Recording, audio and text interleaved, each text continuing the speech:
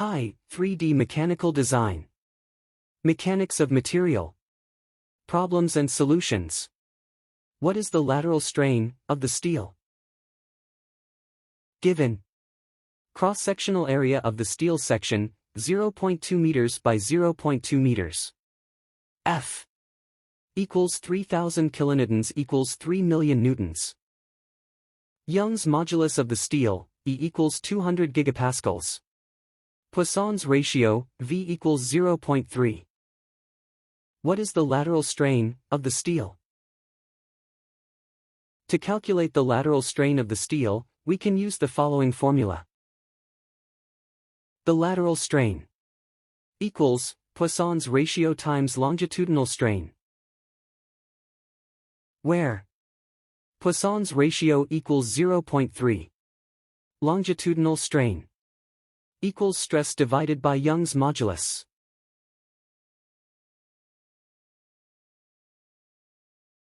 First, let's calculate the stress. The stress equals force divided by cross-sectional area. Sigma equals 3 million N divided by 0.04 equals 75 megapascal. Now, we can calculate the longitudinal strain. Longitudinal strain equals stress divided by Young's modulus. Longitudinal strain equals 75 megapascal divided by 200,000 megapascal equals 0.000375.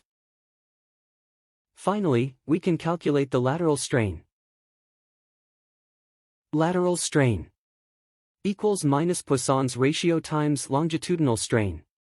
Lateral strain equals minus 0.30 times 0.000375 equals minus 0.001125.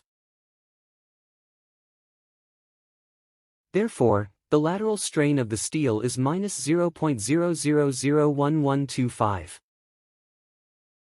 Thanks for watching. Please do not forget to subscribe if you like this video.